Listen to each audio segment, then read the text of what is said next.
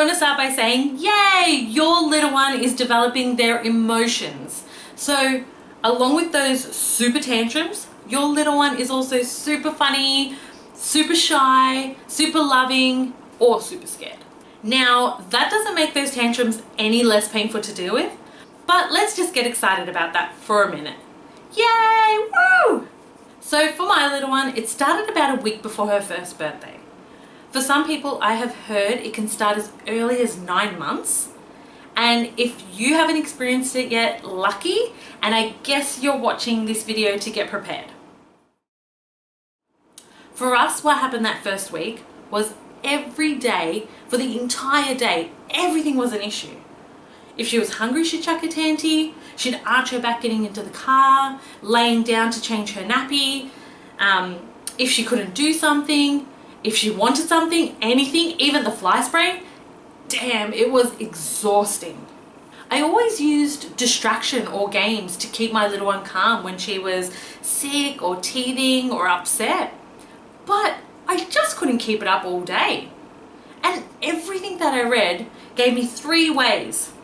Ignore it, laugh it off, or be stern and say no. All 3 did not work for us at all. It actually aggravated the situation and made it last longer. So here's what I did. Find the source of the upsets. There can be many, and because they are so different, you will likely have to respond to them in a different way. Just like if you're happy or sad, you're not going to deal with them in the same way. This was the pitfall that I fell into that first week. I was lumping them all together and trying to deal with them all the same way. I was using distraction and games, and even though it worked, I was constantly on the back foot, putting out fires, being pulled in different directions, and not being proactive. This was so draining, and I just knew that there had to be another way. So the first thing I did was just stop and get present.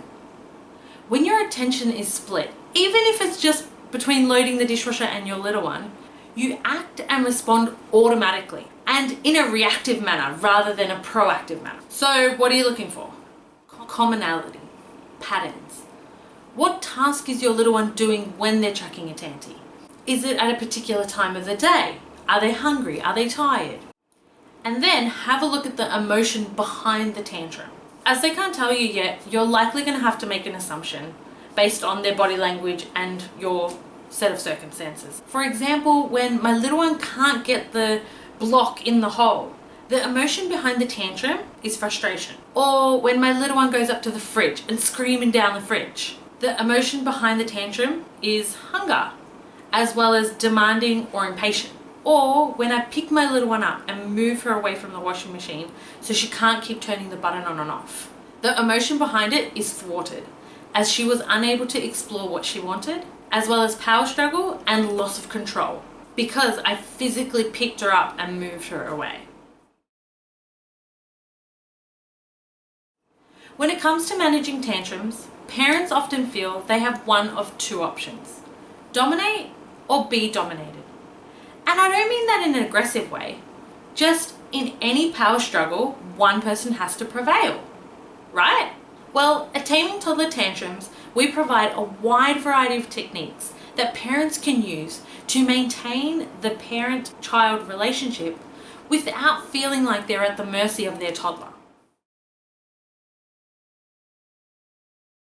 The first technique I'm going to show you is called guiding. As the name suggests, it's about guiding your toddler to the direction that you want them to go, while still fulfilling their need. When we think about needs, we think about it in its most basic form: food, clothing, shelter, connection. A lot of people don't talk about other needs when it comes to tantrums. For example, choice, communication, growth, exploring, and many more. To demonstrate, when 2 forces are pushing against each other, there is nowhere else for it to go. When it occurs, it takes lots of energy and lots of exertion on both parts pushing against each other. However, the outcome is always the same. With guiding, you don't use your force or power to stop them, but assist them with their intention. What? Crazy, right? That's because you're looking at the act and not the emotion. The act is getting into the drawer or getting into the stuff that might be unsafe or breakable. The emotion behind it is a deep desire to explore. Once this desire is met, they will easily be distracted onto something else. Tantrum avoided. Yes! Here's some ideas on how you can fulfill that need. Open the drawer. Let them have a look around with your supervision. Point to different things, name it, the shape, the size, the color. Empty bottle. Yeah, ginger. Can you shake it? Oh, it makes a noise. You gonna put it back over here? Give them their own drawer with household objects. That way they can discover what's inside. Maybe even a treasure box or a treasure bag. FYI, when you start this, it does take ages going through, exploring, naming, but eventually you can say a couple of things and then easily distract them on their way. But what about if they want to get into something dangerous like the fly spray? There are 3 parts to this technique that are used in conjunction with each other. They can be used individually as well, just depending on your situation.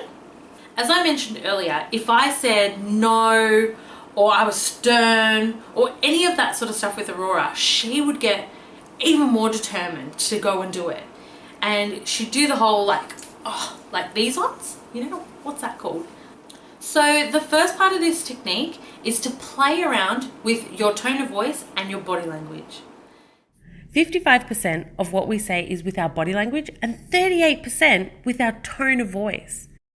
And we've all heard the expression before. It's not about what you say, but how you say it that makes the difference.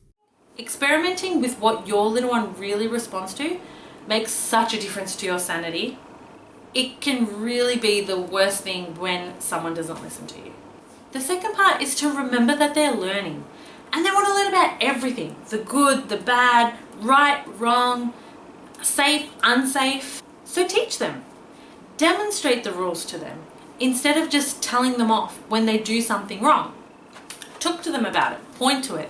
Say what it is. Say that it's dangerous. Say that they can't play with it, that it's not a toy. No, not that one. That one's going to break.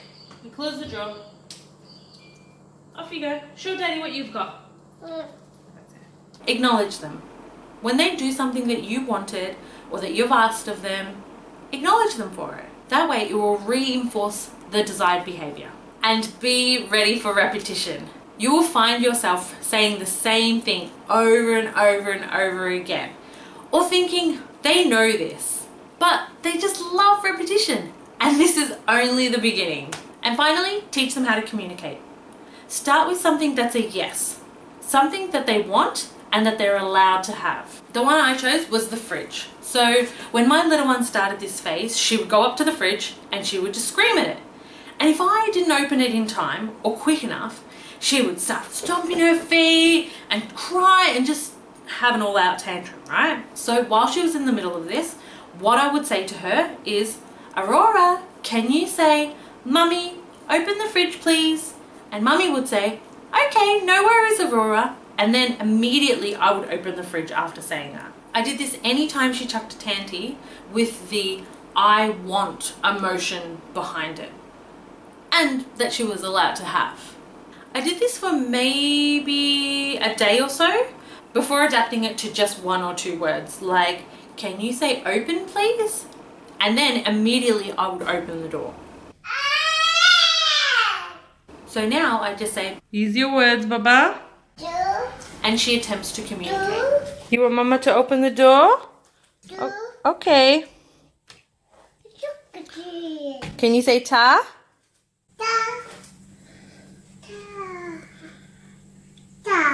Or if she doesn't know what to say, I'll go back a step and say, out please, or milk please. And she will attempt to communicate or repeat what I say. Okay, yep. Yes? Yeah, peas. Lemon. Lemon. Alright, drink your milk. You want your milk?